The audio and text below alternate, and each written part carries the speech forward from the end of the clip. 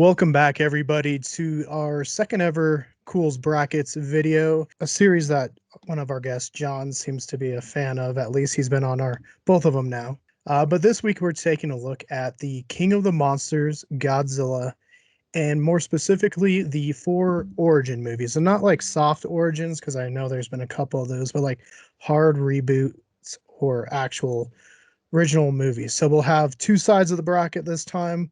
Each side will have two movies, and we'll get more into that. But first, I will introduce you to our guests. We got John, which you should know from our last bracket video, author, and for this one, he's written a couple big monster movie books, and as well as the one King Kong that we checked out.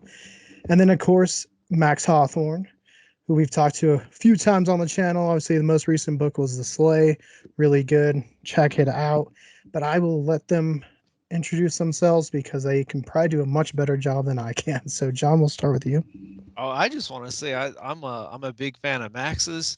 I haven't actually read any of his books, but I love the covers, and then I love what I read on the back cover. Sounds awesome. But then Thank you, it's like, brother. yeah, I just never have time to read for pleasure is my problem anymore. Everything I read always has to be like something I'm researching. Hmm. But man, I love the Sound of the Kronos universe because I've read all the back covers before about like the plague, the different aquatic predators, and like I might take so long I'll just have to wait for the movie. But I'm definitely interested in that universe and all those stories. So I think they're really awesome, and it's honor to be on here with you. Uh, I'm. I feel shy now. Thank you.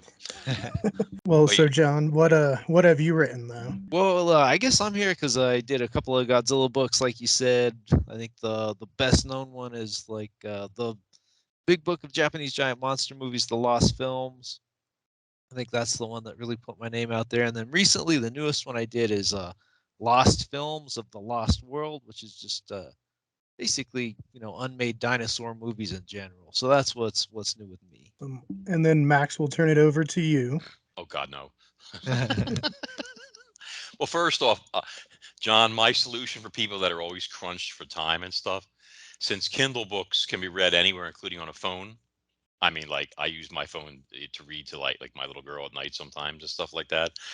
I always say, hey, you're in the bathroom, you're sitting around with 10 Yeah. minutes, you got nothing to do, you know, just don't, drop it or make sure you wash your Yeah. hands and all that stuff. But it squeezes time in and stuff like that. But yeah, I guess probably best known for the Cronus Rising series. They're sci-fi thrillers. It's become a little more dystopian of late. But the story started off with a giant prehistoric marine reptile known as a pliosaur, which was arguably the apex predator of all predators that was let loose in the Pacific. So you've got a 66 million-year-old species released into today's predator depleted oceans and the threat it poses, and if it multiplies, which it does, and so forth and so on.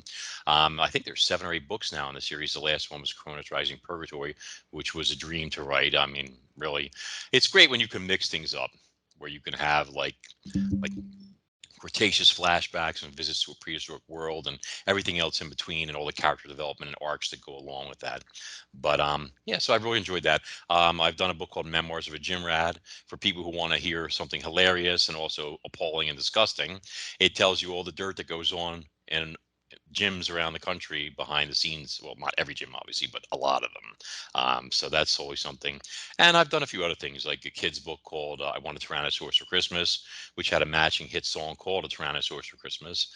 And, just a lot of different stuff. Oh, and The Sleigh, which Keegan mentioned, which is like a Christmas sci-fi thriller. I'm also a avocational paleontologist who solved the mystery of plesiosaur locomotion and why they had those long necks. And yeah, I'm just a busy boy.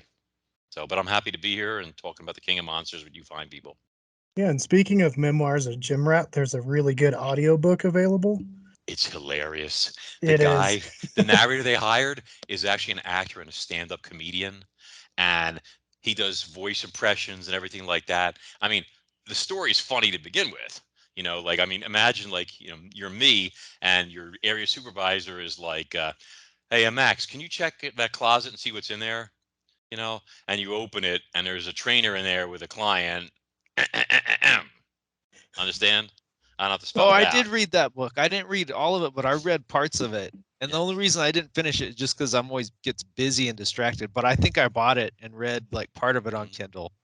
That was like, yeah, and you're like, oh, sorry, boom, and you open the door again and say, oh, by the way, you're fired and your membership's revoked. Bye. Carry on. Whatever. You might as well finish. Going out with a bang. But anyway, so yeah, I've seen a lot. Well, on that note, we will jump over to Godzilla, King of the Monsters. And it's kind of funny because speaking of King Kong, Godzilla was loosely based off of like the King Kong movies as well as obviously Nagasaki. And I think you definitely see that in the first film, which obviously is going to be one of our four movies.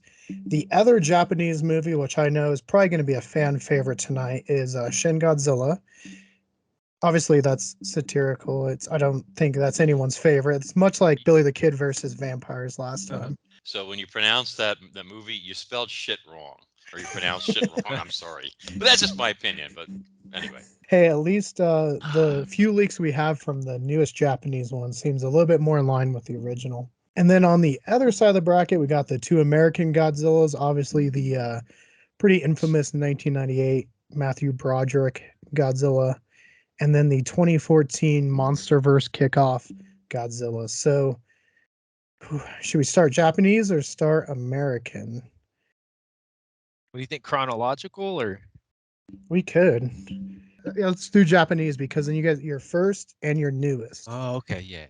So obviously the first one, like I said, if you watch it now, there's a lot of scenes that you can see the thought of Nagasaki, especially like his footsteps sound like bombs being dropped. There's a pretty dark scene where the mom is cradling her children, at least dark for those times, where she's like, "It's okay, we're gonna join your father," and it's just like, oh wow. And then Shin Godzilla reimagining, he's mutating, which is, I guess, not a bad idea. I just think the way they did it and the forms, and plus there wasn't a ton of Godzilla, which can work if the humans work, and I don't know if they did. Max, do you want to start us off on Shin Godzilla? actually, can we start with the older one first? Yeah, So Gojira, yeah, 1954. Yeah. I think your idea about doing a chronological might work. But so I watched it recently, for the show, and to be honest, I'd never seen the Japanese version. I've always seen the American version with the addition of Raymond Burr and all that stuff. I think it was 2 years later or something, and it was interesting to watch. It's been so long. I haven't seen it since I was a kid, either version, and I mean, I had a first, it's a classic monster movie. It's the founder of the entire franchise, probably the Kaiju universe, in fact, period. The footsteps thing, as an author, a storyteller, irked me a little bit because they were happening when it was underwater. So I'm like, okay, wait a minute. So this, it doesn't work. Anybody who's walked in water, and especially if you're completely submerged, you're not really going to hear much of anything. So that should, but that's neither here nor there. I thought it was great. I thought the effects were spectacular. Obviously, the whole references to Hiroshima and Nagasaki and such were, obviously a big part of it. I thought that, and maybe it's because I've seen so many kaiju movies since then, so you have to take into account this the original.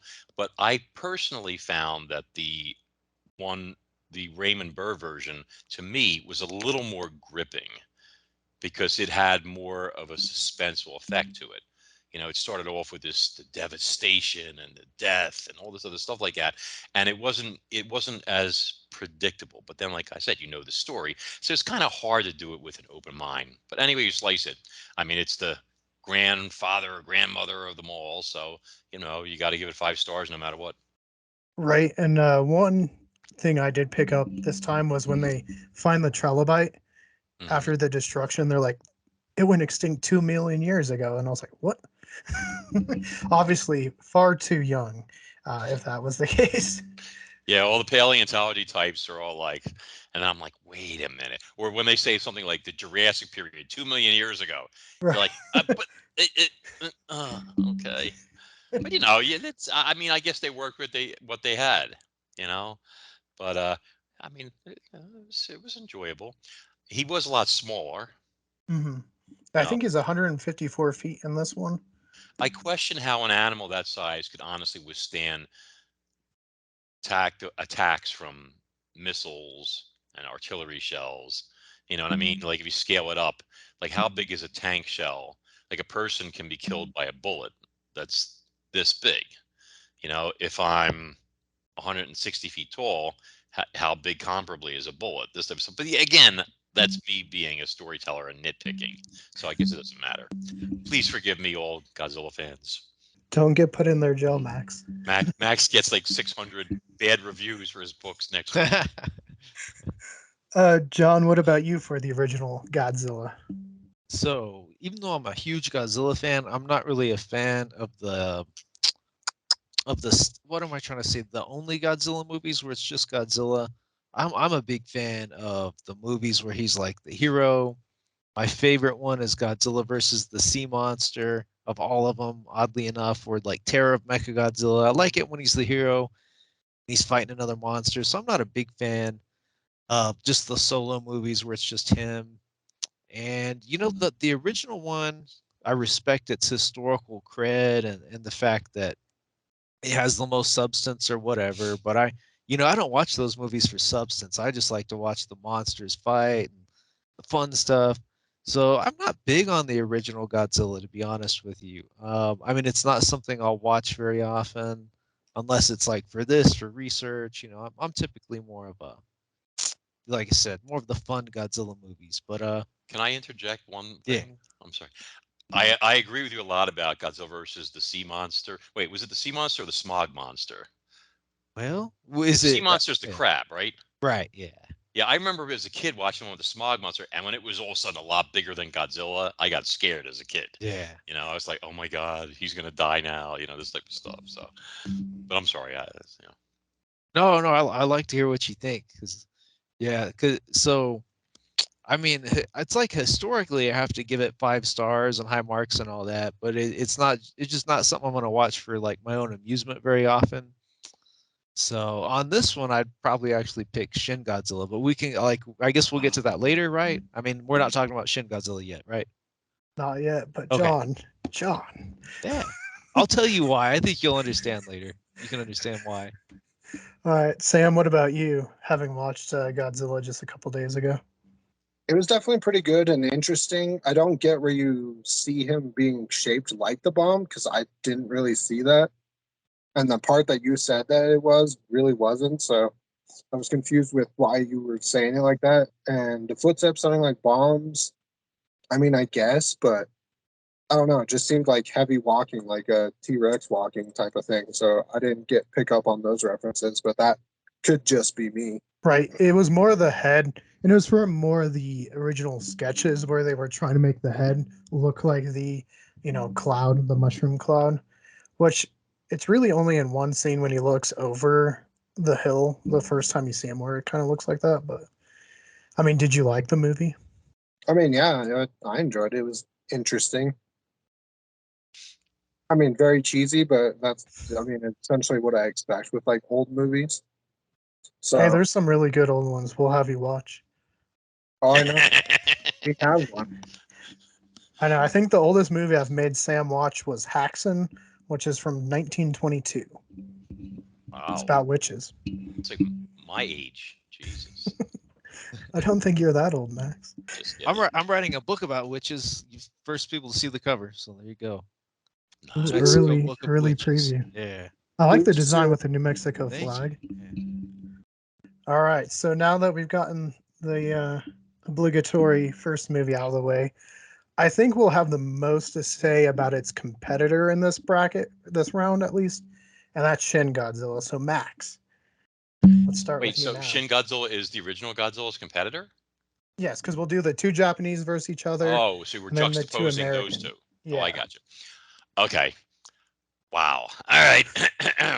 Woo. Okay. So when Shin Godzilla came out in the theaters, I was incredibly excited because I think I'd seen like one Godzilla movie in a theater. I think it was like Godzilla 2000, SOS. I don't remember. It was like a long time before. And I was so fired up about it. Modern effects. It's going to be incredible. All this stuff. And I talked my dad and my brother into going to see the movie. I was treating. So, that was like something. And it was like 40 minutes from my house.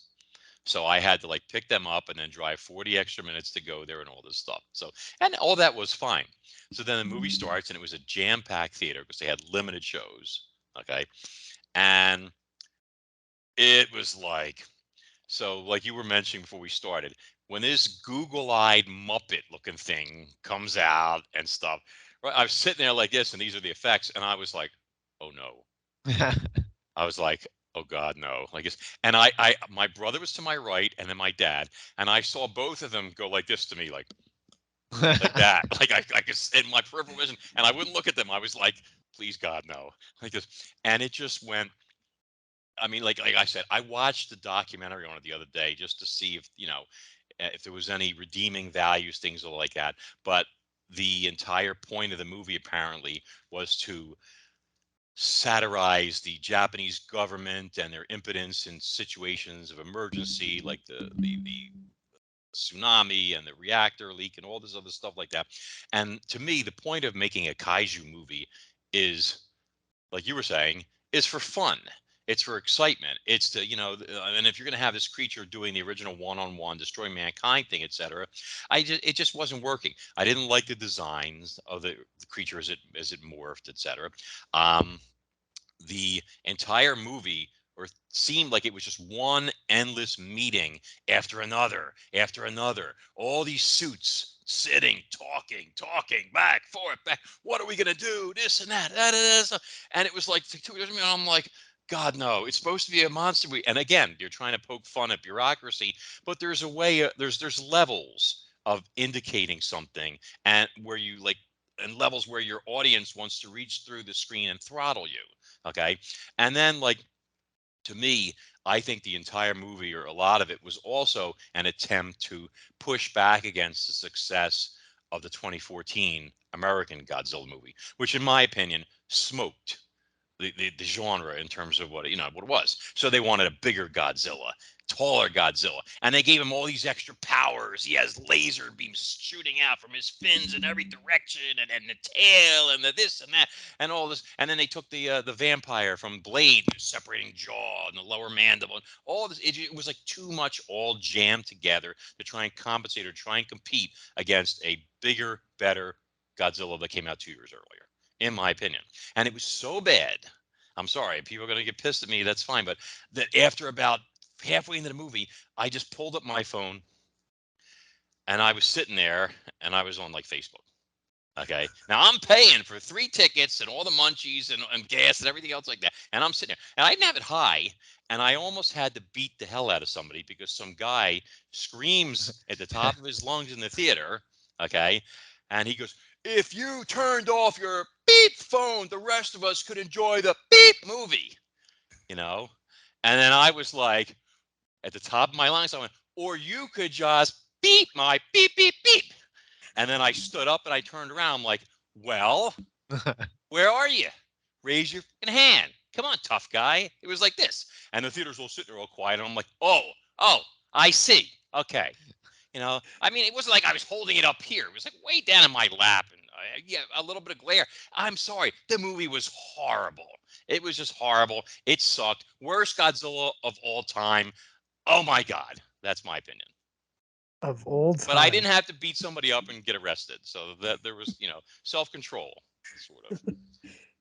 Yeah, pretty infamously, they made, I think he's 4 feet taller than the 2014 Godzilla. The 2014 Godzilla would have tore him a new one. Right. So John, being on the opposite side. Sorry. I've had my vent. What do you think, John?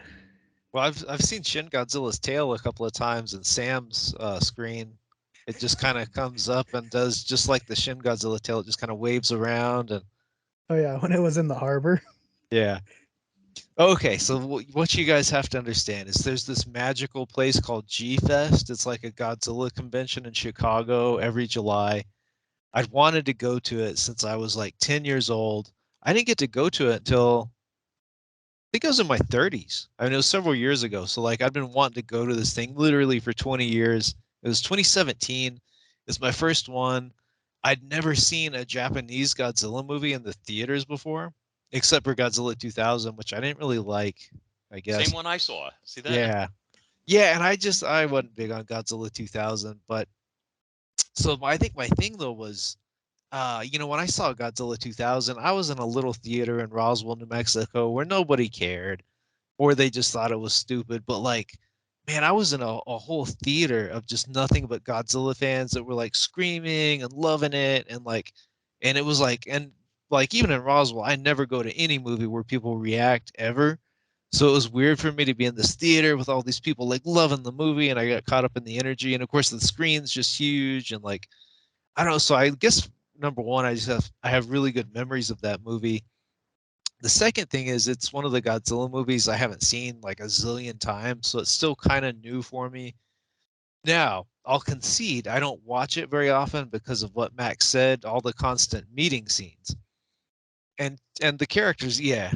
Wait, what about the fact that the big excitement was for this meeting, them lining up all these computer servers like Yeah. dominoes? Look at how many computer servers we've got. We're so powerful. Look at this. This meeting is going to be the biggest meeting ever. And then I'm like, I got to leave this theater. I hope nobody recognizes me. I was literally like hiding when I left. I'm sorry. I interrupted. I apologize. No, it's all good. I enjoy it. Yeah, so I mean, the meetings, the characters aren't that exciting. None of them are. I mean, like Kyoko Patterson, she's hot, but that's really it. None of those characters are very engaging, but I think that's part of it. They're all bureaucrats. It's supposed to be that way.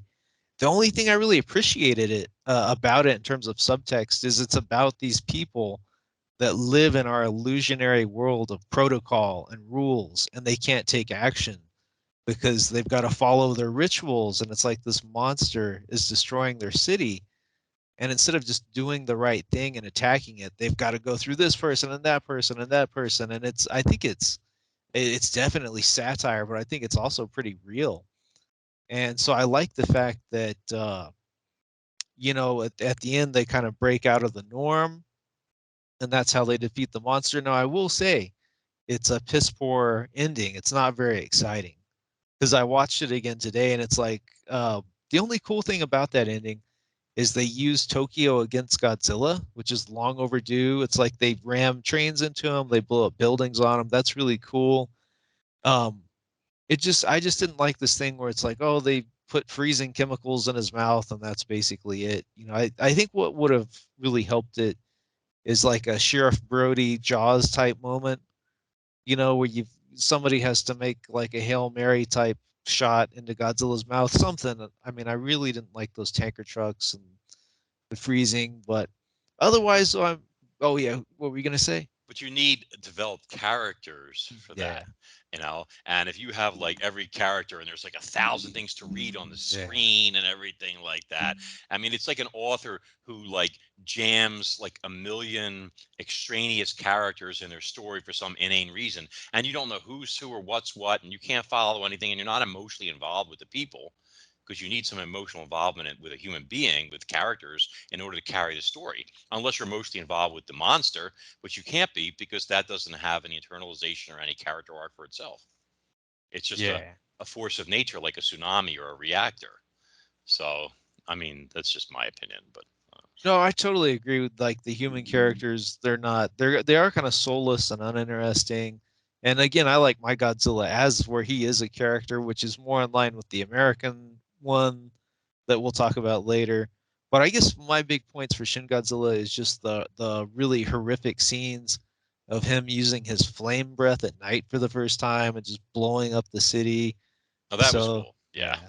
and I mean, I'll be honest, that's really all I want to see from the whole movie. And then I respect the subtext, but I don't really want to watch it all. That's one where I would be content with just watching the monster parts and like fast forwarding through the people parts. But yeah, so that's for me on a selfish personal level, I would say Shin Godzilla wins for me, just because that's the one I'm more likely to watch again because I've seen the old one a million times. Yeah, it's better, but probably vote for Shin Godzilla tonight just to make it difficult. John. It's a tiebreaker.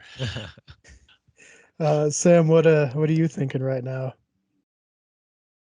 I mean, I remember when you showed me it at first, and I was just like, "Oh, this must be the like original one." And then you were like, "No, this is the newest one," and I was just like, "Wait, what?" But I don't know. I kind of liked the derpiness of that one, just because it looks so derpy and goofy. It's a good thing you guys are It- on that side of the screen. no, but I did like its final or like second to last form, besides the one that I was gonna like, I don't know, give birth or something. I don't know what was gonna happen with that one.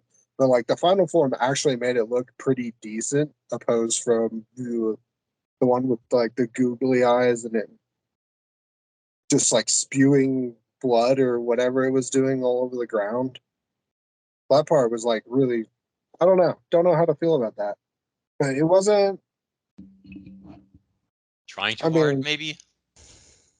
yeah, they were definitely trying too hard because I do like how you brought up the like Blade 3 part where it like detaches its jaws. Like that was, I was just like, I immediately thought of Blade 3 when I saw that part. I was just like, wait, this seems like some sort of like Blade, the vampire movie. Hmm.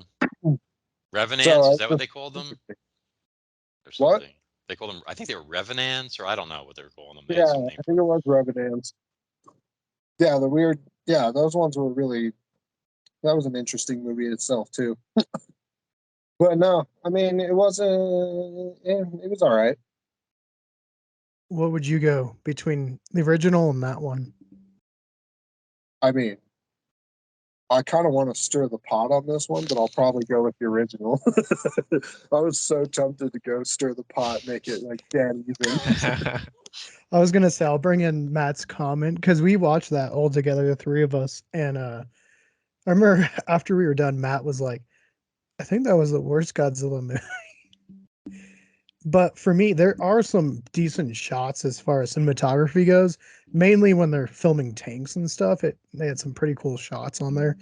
The Yes. final form is okay for me. I definitely saw some Cloverfield in there, especially towards the end when they were gonna have like the little mite things coming off of it and stuff. So I definitely have to go the original. So Max, you probably go the original. I'm guessing. Yes. All right, so original moves on to the final, and the Shin Godzilla moves into the third spot battle, which brings us to the other side, which is the Americans. So we got the 1998 Matthew Broderick Godzilla, famously termed Zilla by the Japanese, even killed in Godzilla Final Wars by Godzilla. But it may not Stupid look like, tuna-eating dinosaur. yeah, it might not look like Godzilla, but I mean, it's a pretty cool monster design at least, kind of xenomorph-esque, versus the 2014 American Godzilla, which kicked off the monster verse. So Max, you want to start off with Matthew Broderick? Okay. So well, I'm giving you just feedback on the '98 movie. Yes. Okay. So it's kind of like I have mixed feelings on the movie. I thought that I don't know if they were limited in what they could do by Toho Studios. You know, if they were like not allowed to do certain things and why they chose to go the route they did or not. I know there was a lot of discussion about what was going on back then, but I thought the movie was very well planned, very well promoted. I mean, everything from posters to commercials, etc. I thought the cinematography was amazing. I thought the effects were top drawer. Everything they did, like the scene where the foot stomps down and almost kills the the photographer, the reporter, cameraman. You know, it was Animal. like it was like Jurassic Park 3 where Alan Grant is almost stepped on, except this was 50 times bigger. You know, when it first appears, that enormous mass of water, it's like one of my pliosaurs rushing through the water and stuff, creating all that disturbance. I mean, everything that they did like was great. I thought the creature design was okay. Oh wait, and also the eye when they're underground. Like there's an actual um, geological feature. I don't know if it's called the dragon's eye or something like that. I think they were inspired by it for that. You know, there's an enormous like orb like of stone that looks like a dragon eye. It's like literally like 40 or 50 feet across. And I think they were inspired by that for that one scene. But I thought everything was really good. But I thought that the creature design and everything ultimately fell short. I think that, for example, when they had it, it wasn't breathing fire, for example.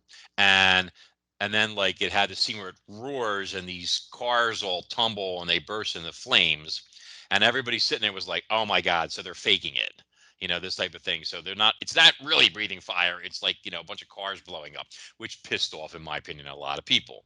Okay, and then the fact that the animal was easily trapped and killed by a couple of missiles. This is Godzilla, for God's sake. Okay, are you kidding me? Like, get the heck out of here. I mean, a lot of the other stuff I thought was good. I thought the scene where it was wanted vengeance for its offspring, was chasing them, all this other stuff, a lot of great stuff. But I think at the end of the day, though, it fell short because it was like a cheap imitation. It didn't have what the 2014 movie had. It didn't have it wasn't Godzilla. It was like a Godzilla meets Jurassic Park. Yeah, I was gonna say there's a lot of references to Jurassic Park, like, even to the part where he's wiping the fog off the window and stuff. Mm-hmm. And Yeah, then the so must go faster scene, yeah, I mean, I enjoyed the movie. Don't get me wrong, but as a Godzilla movie, it falls short. As a movie, if it wasn't about Godzilla, I mean, like the scene with the tanker when it's washed ashore. There's no way that animal was big enough to do that to that tanker. Who was keeping track of sizes? It's like what's that old dragon movie that was out? Where dragons have taken over the world. Rain of Fire. Thank you. Yeah, and in that movie, okay, there's a dragon coming after him or whatever, and it like barely fits, or it manages to fit easily through this pipe. But then, if that's supposed to be the father dragon, it's like 20 times that size, and it would never even fit. It's like, who keeps track of these things? They change them, they're bigger, smaller. I mean, if you're gonna tear apart a huge vessel like that, you got to be the size of the real Godzilla, 400 feet tall, easy, maybe more.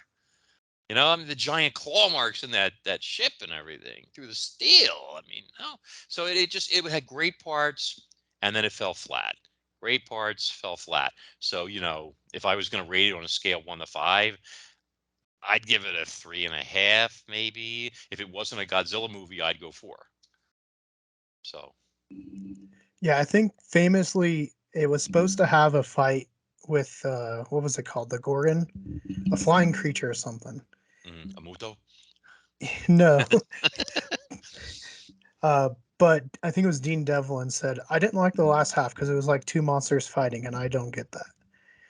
But there's also the talk of of Japan gave him a list of all the things it has to do. Like, it has to have 3 fingers, can't eat people, must breathe fire, cannot be killed. And they showed him the design, and Toho was like, can you come back tomorrow? And the whole design team thought they were just done. They thought that was it. And Toho was like, it was so different, we couldn't do anything to fix it. Mm-hmm. But there's a pretty cool Stan Winston, he made one for the 94 Never Made film, and it looks pretty cool. Especially, I mean, Stan Winston, Jurassic Park, I mean, did really good designs. John, what do you feel about Broderick, Bueller's I was Godzilla? gonna say, if you want to read about Godzilla versus the Griffin that Keegan talked about. There we go, the Griffin. I was like, I couldn't remember. Yeah, so the Griffin was unique just to the Jan de Bont, Stan Winston Godzilla, and yeah, no Griffin in Dean Devlin and Roland Emmerich's version. So theirs was always just Godzilla, and I don't remember what their deal was about why they wanted to change Godzilla so much.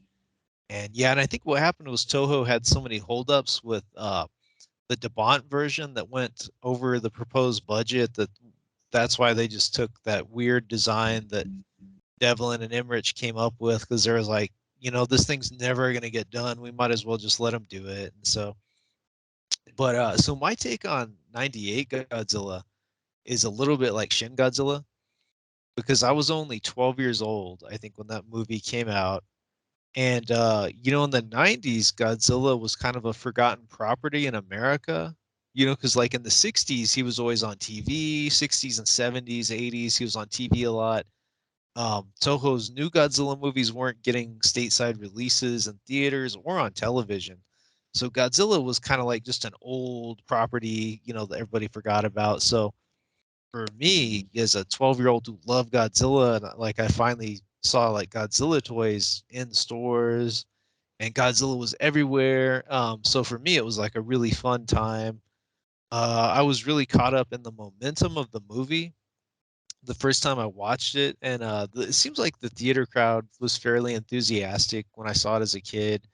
So there's just so much nostalgia and good times for me with that movie. Um, but let's see. And I kind of like what Max said. I think it's got good pacing. It's entertaining.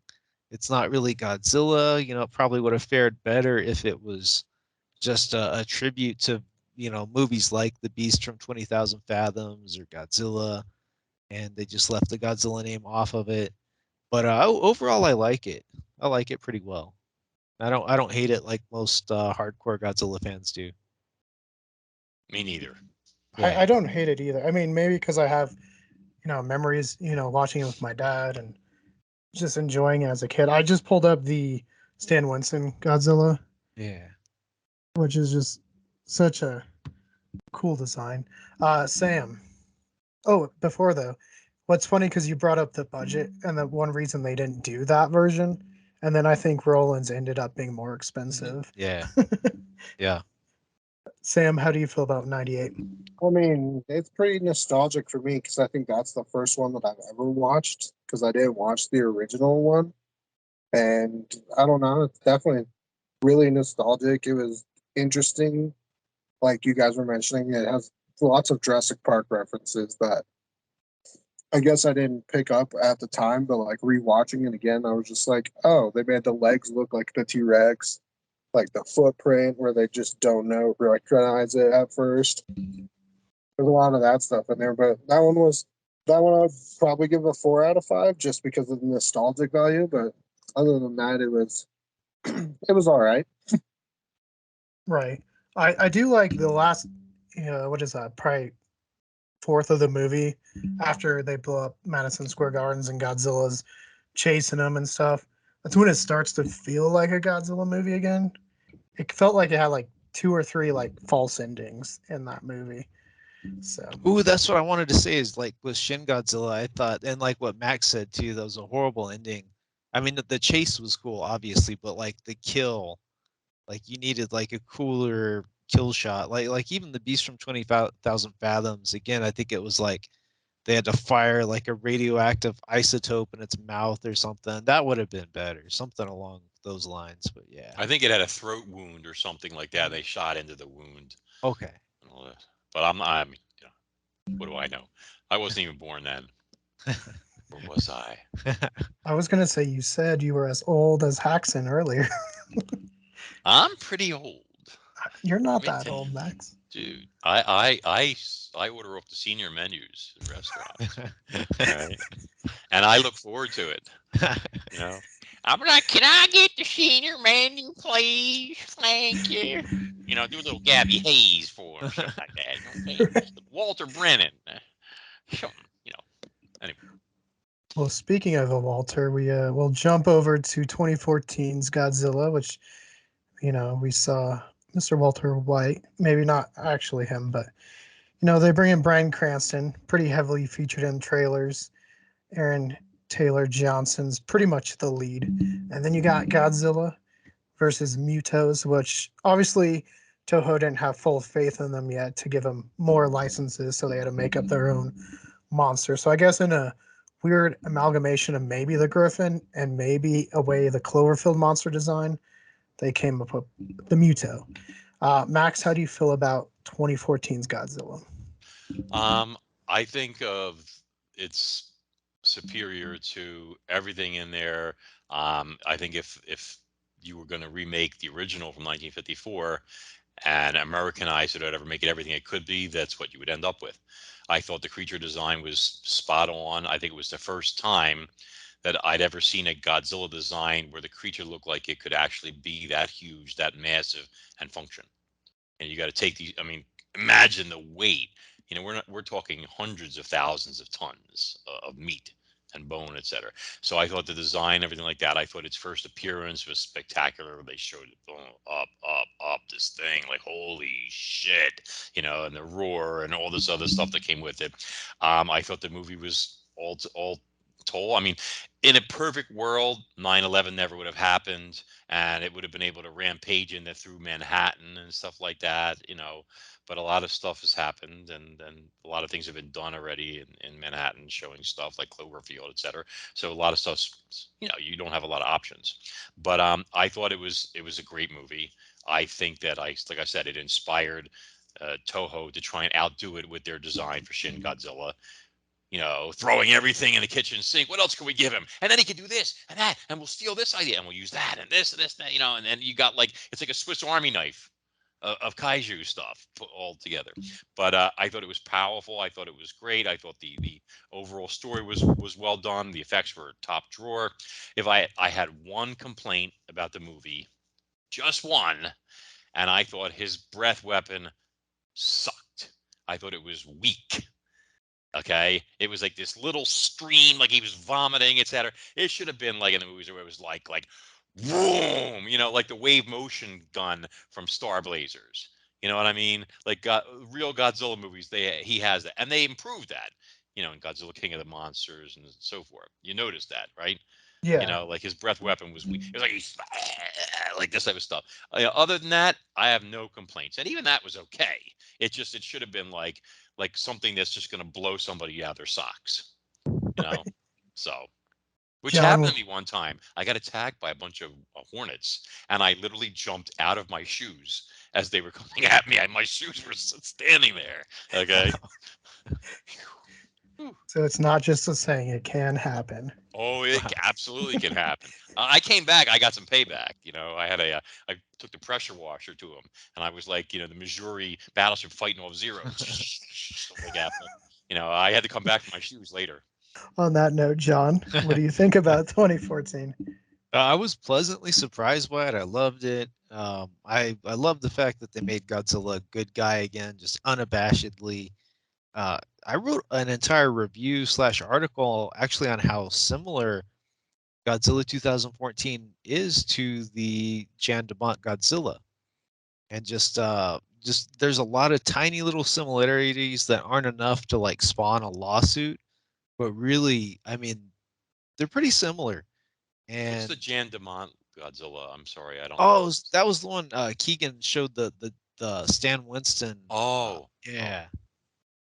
yeah, Yeah, because in that because one, John, wasn't Godzilla supposed to like tear off the head of the griffin and like spike it on the exactly, Empire State Building? exactly, and he kind of tears off the head of the Muto, and actually it wasn't Empire State. Well, shoot, now I can't remember if maybe I feel like some of Jan de Bont's Godzilla also took place in San Francisco with the Golden Gate Bridge. So that was another kind of overlap. But they both had like a parent that died, and there's like a parent-child relationship that's kind of similar.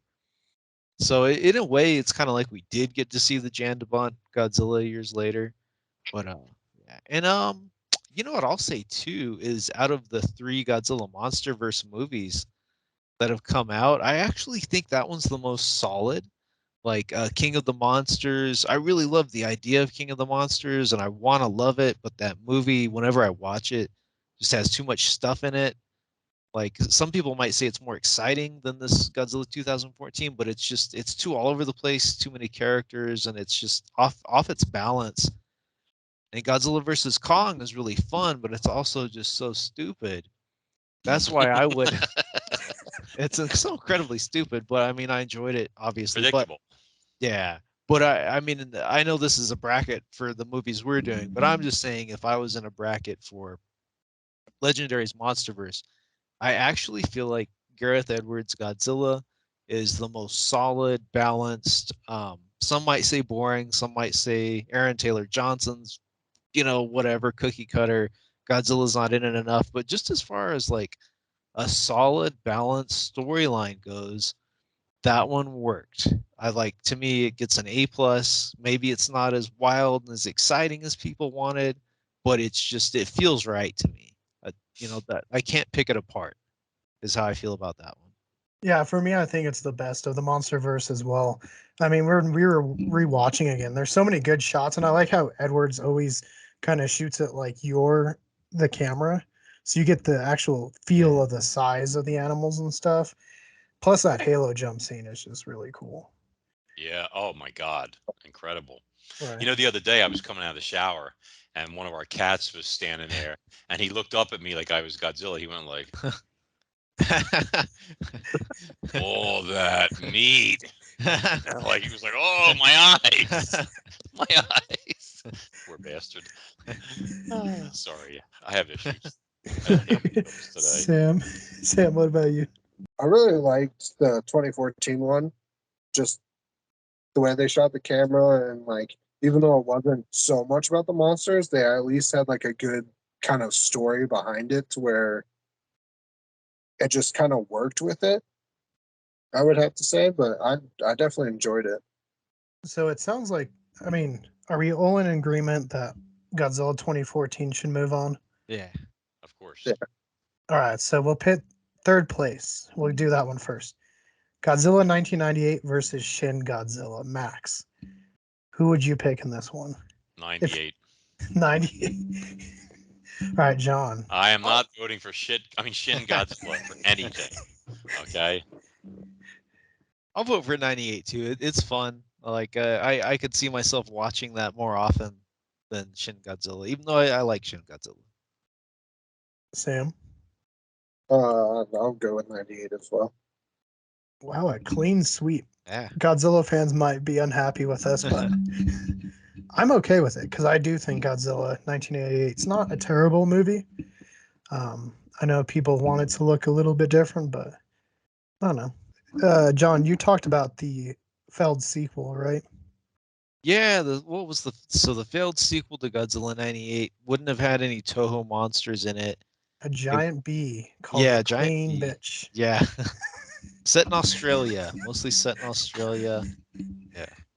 I feel like that's why in the 2004 Godzilla Final Wars, I feel like that's why Zilla, his portion takes place in Sydney. Oh, I didn't think of that. That's an interesting correlation.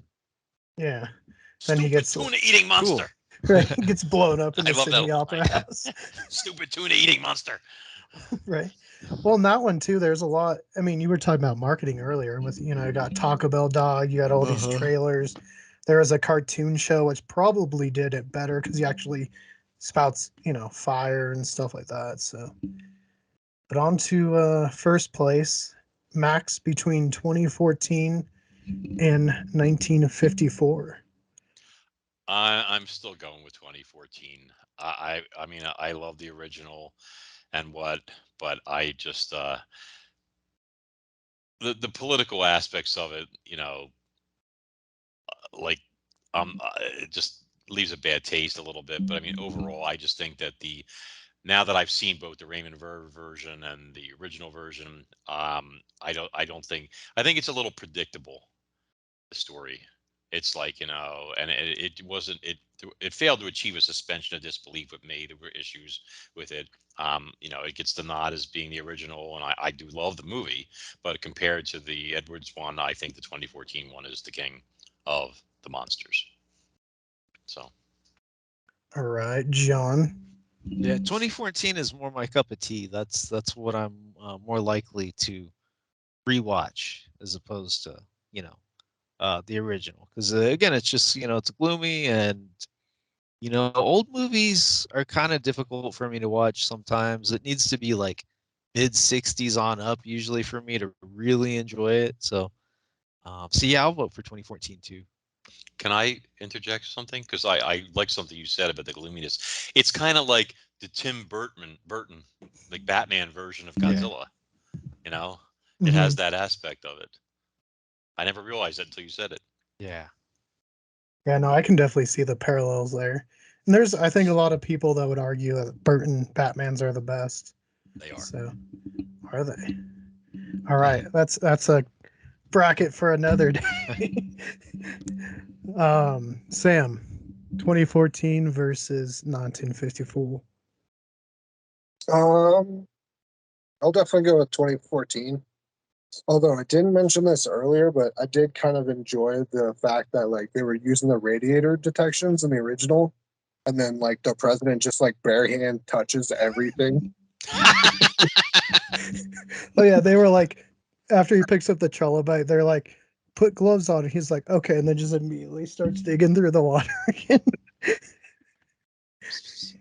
But no, I'll go with 2014. Oh, do you got a kitten too? Oh yeah, Max has some cats. Oh, my own Godzilla is in here. I just don't know what he's up to. I was gonna put him on the desk so you guys could say hi. Olaf, Olaf, come here, baby. Come here, baby, boo boo. Come here. Are you running away from Daddy? What are you doing? Why are you lying on the floor? He reminds me of Jeff Goldblum with his cats. It kind of sounds like Jeff Goldblum. Oh my God. Ugh. Ugh. Oh God. So this beefy boy right here Wow. is Olaf. Pretty It's taller. it's like a side of beef. Look at this thing. Ugh. So anyway, Siberian forest cat. They actually have they're in the wild in Russia and everything. So it's a little He's Huh. cute. Ow. Watch the claws. Color, Thank you. pretty coat. Yeah, they got like a triple layer of fur, like the soft down, the regular fur, and then they have guard hairs that are a little oily on the outside. But as long as you keep them brushed, it's very poofy. This cat's freaking huge, like 25 pounds now. But if an average cat weighs 8 or 9, so if you can imagine. But yeah, in the wild, they live in trees. They hunt, small animals, birds, fish, frogs, you name it, that type of stuff. So, and they're afraid of Siberian tigers, which makes sense because, Right.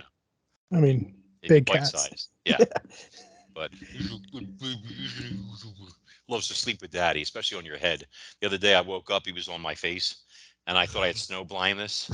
All I saw was like white and gray. I was like, I'm blind and I can't breathe. And I was like, get off me, you know? Trying to suffocate me in my sleep. You know you're in an insurance policy if I kick it. It's like I want that $1 million. You know? All right, so to go along with the others, I will also say Godzilla 2014. I agree on every line. I think it's better. There was something I was going to say and I completely forgot about 1954. The cat, No, I don't remember, but the creature's skin, how it was designed to show the radiation burns. I don't remember. Going to 2014, I do think Gareth Edwards is a good director. I don't know if any of you guys had seen Monsters, but I think that was the only other film before Godzilla that he made. And then he made Rogue One until Disney came in and just like reshot the whole thing because it was too dark or whatever.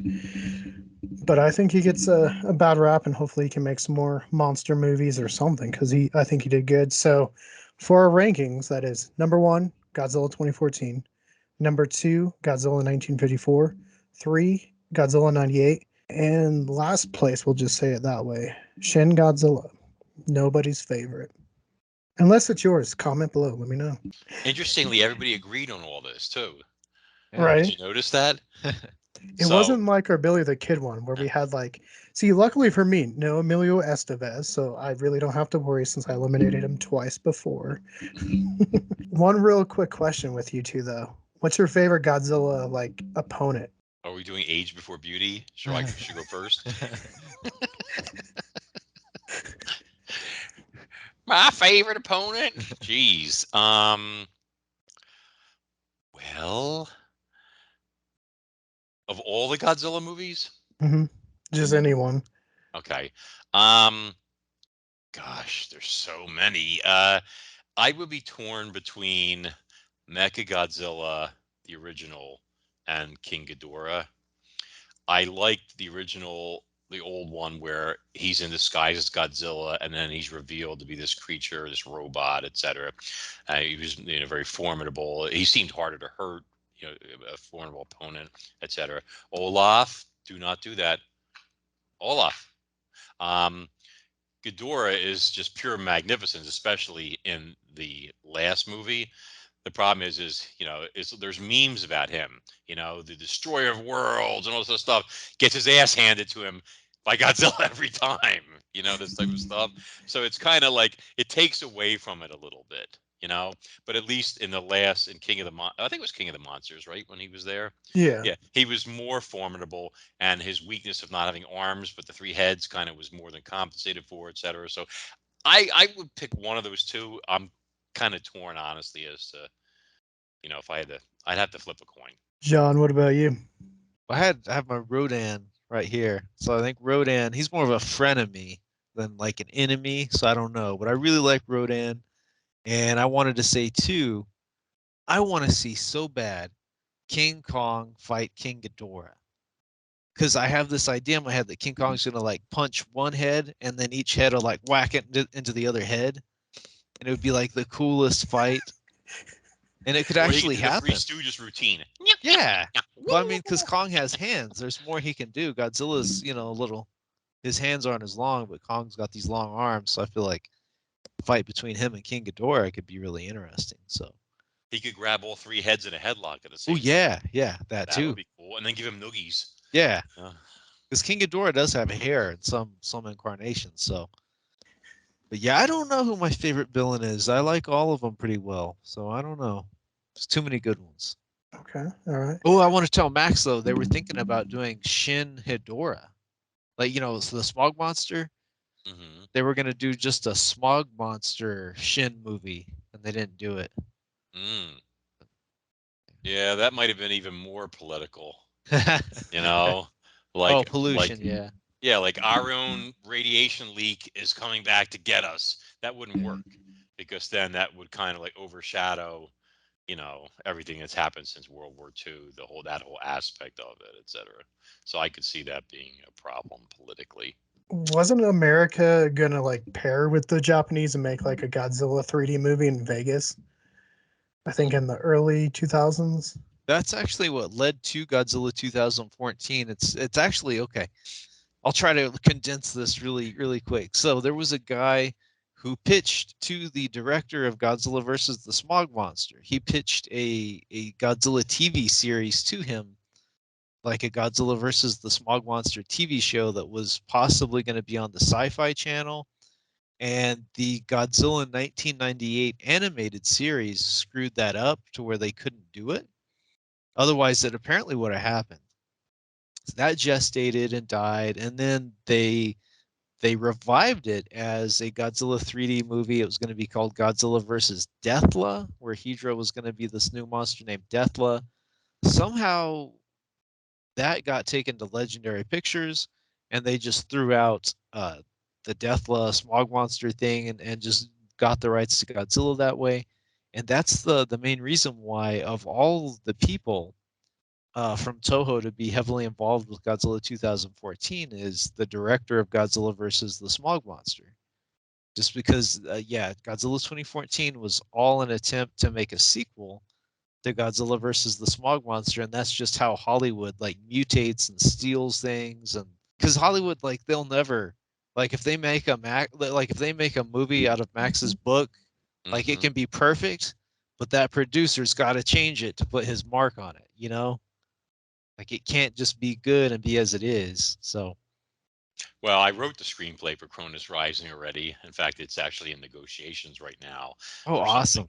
But yeah, but So I I don't had have to read the book, I can wait. well, I had to change it. Oh yeah. That was the problem, because the book Yeah. is like almost 200,000 words long. I mean, they did everything they could to get it to like 600 pages by like shrinking margins and using smaller fonts and taking out like extra sheets and all this stuff. It should have been like a 750 page book. Okay, so cramming all that into 2 hours, and they were 2 hours, like it's got 120 pages maximum and stuff. I had to change a lot of stuff and keep the flavor and keep the good stuff. But but the opening now is for the screenplay is awesome. It's really like, and it's scary as shit. So, if it all goes well, I mean, it'll be something to see. So. Is it going to be rated R? I'm thinking PG, honestly. PG. Brad Harcourt's in there, that douchebag. You know, who I'm talking about and everything. But he dies early. I don't want to. Well, anyway, but he's even worse Don't in the give away too much. screenplay than he is in the book, I think. But I learn from the best. No, I will say your book, even though, because what did it end up being? It's over 600, right? 600. Pages. Yeah. It read really quickly. Like I read that one really fast. Like it keeps your attention. No issues there. I read a 900-page book that I won't try to show the cover of so I don't get in trouble. That's a big one. And That's it was one of the hardest things. Like Sam, every day he's like, "How far did you make it?" I was like, "I think 2 pages." It was the driest read I've ever read. Ooh, So do I? I won't say what it is. Do I know that book, Keegan? it has to do with a Billy the Kid Pretender. Oh, a Pretender. Okay, I thought. Okay, so it's not the book I'm thinking of. Well, see, the trick when it comes to getting people to keep turning pages is how you tell the story. It's a matter of pacing. It's a matter of, how when you change scenes, how you leave things. And it's also a matter of your writing style. So you wanted to where if reading is laborious, if it's like you're reading a textbook back in college, some homework assignment or molecular biology, oh, that class, you're like sitting going, oh my God.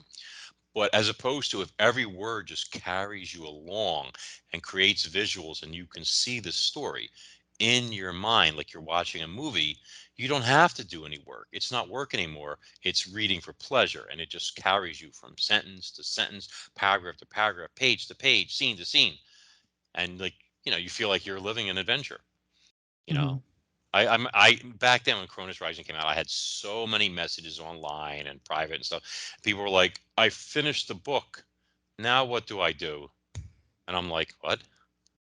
Seriously, I don't know what to do with myself. Like I feel like I just lived this huge adventure and now my life is boring." And I'm like,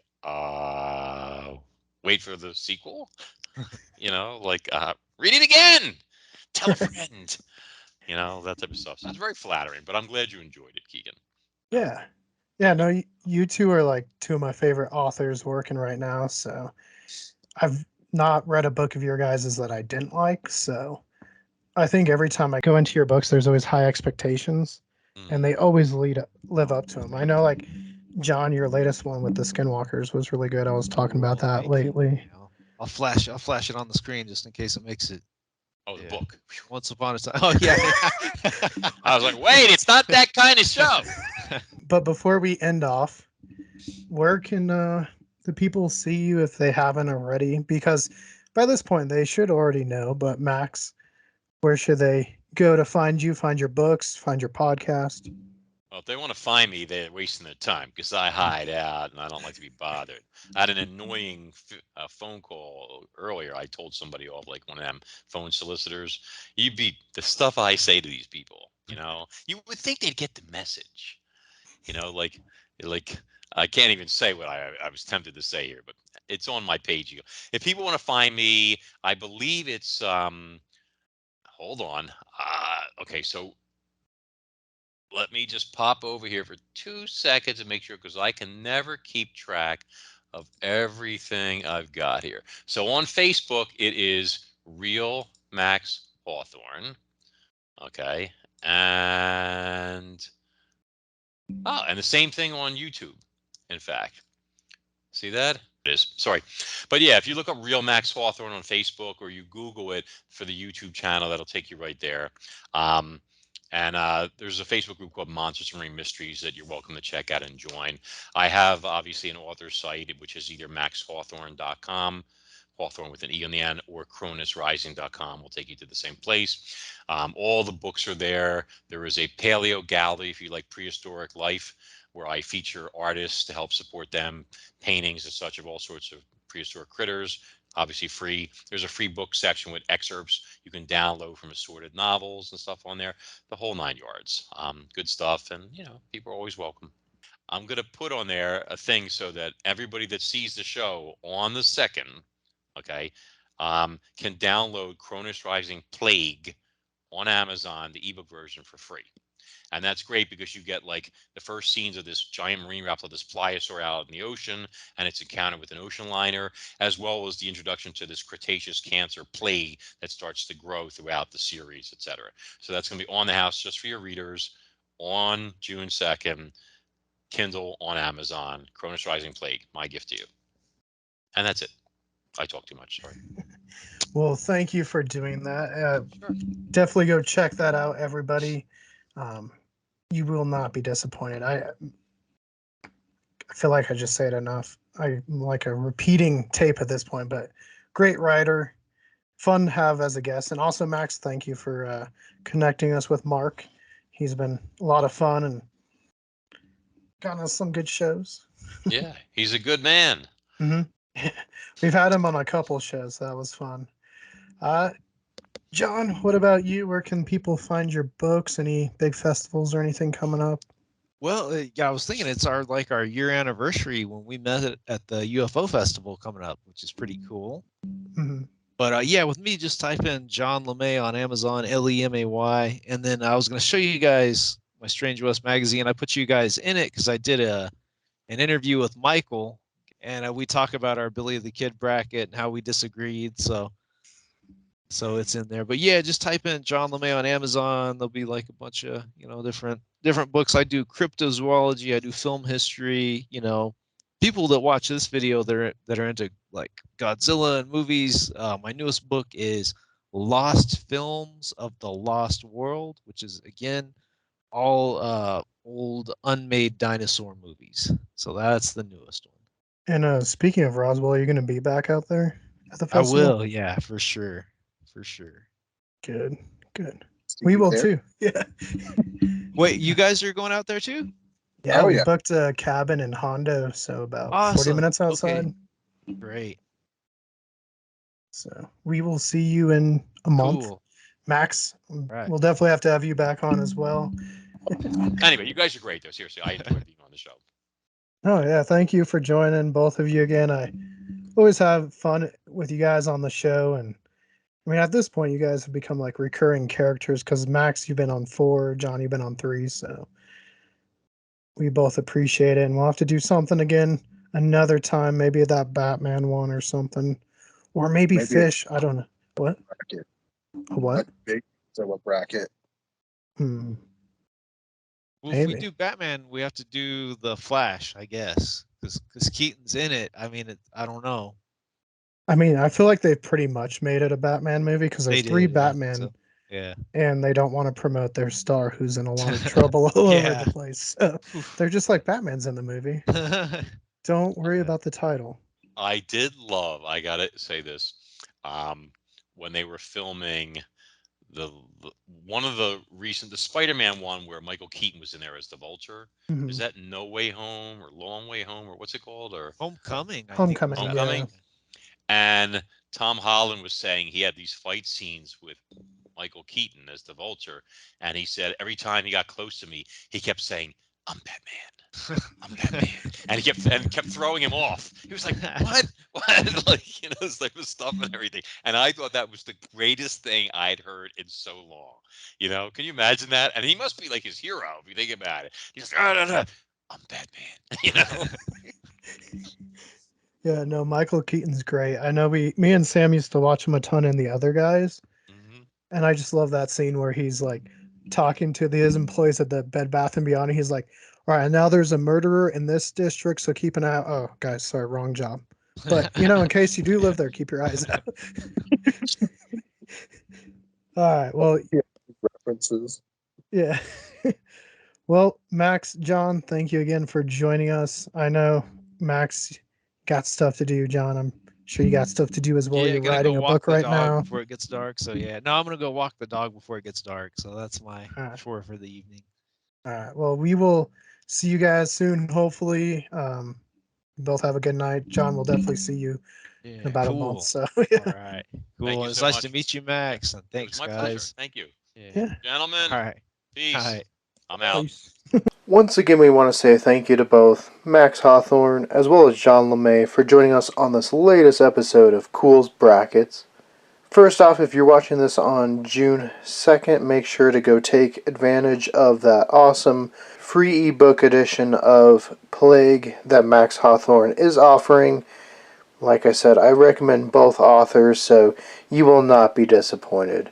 And make sure to go help support both authors in the description below. Like I said in the video earlier, two of my favorite authors working today, so it was an awesome opportunity to bring both of them together and talk the King of the Monsters. Hopefully it wasn't too controversial for you, but definitely let us know in the comments if we got it wrong. But until next time, if you want to see more Culz brackets, including that Billy bracket, click that link to your left.